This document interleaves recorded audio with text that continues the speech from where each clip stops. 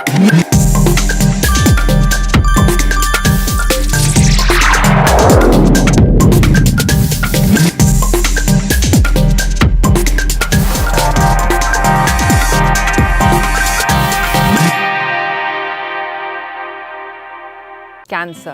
कितना लोडेड शब्द है ना।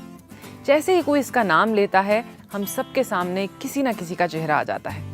एक टाइम था कि कैंसर औरों को होता था, लेकिन पिछले 10-15 सालों में अपनों को होने लगा है। लेकिन ट्रीटमेंट का खर्च अब भी बहुत लोगों की पहुंच के बाहर है।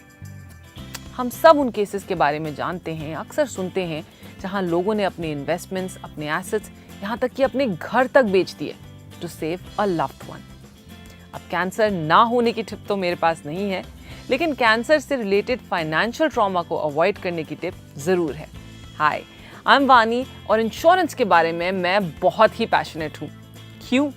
क्योंकि ये एक ऐसा एरिया है जो जितना इम्पोर्टेंट है उतना ही मिसअंडरस्टूड भी है।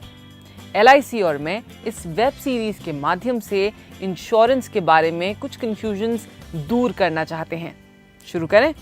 तो आज की हमारी टिप है कैंसर सर्वाइवल पे, फाइनेंशियली ऑफ कोर्स।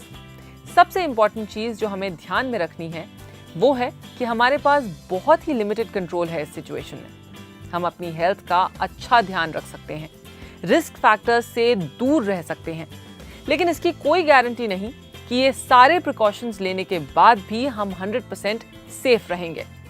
हम अपने चांसेस कम जरूर कर सकते हैं, but we can not bring these to zero. आजकल कितनी रिसर्च ऐसी है जो रोजमर्रा की चीजों को कैंसर से लिंक करती हैं, जैसे कि माइक्रोवेव्स, प्लास्टिक बॉटल्स वगैरह वगैरह वगैरह।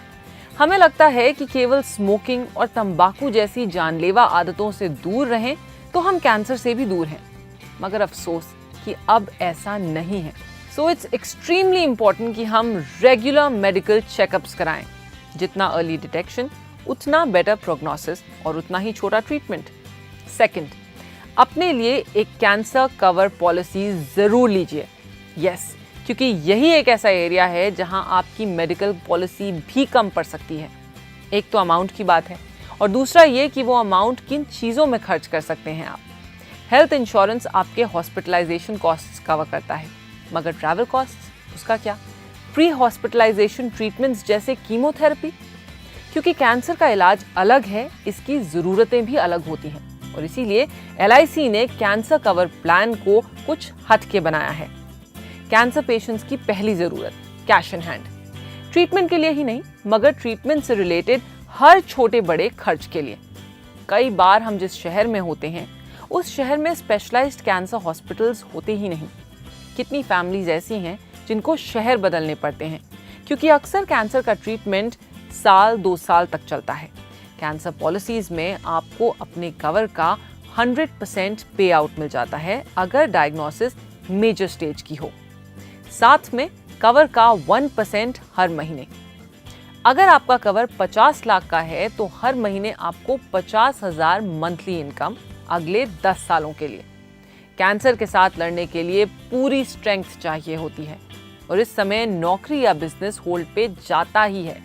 तो ये जो एक्स्ट्रा मंथली इनकम आ रही है वो आपके स्ट्रेस को मैनेज करने में बहुत काम आती है।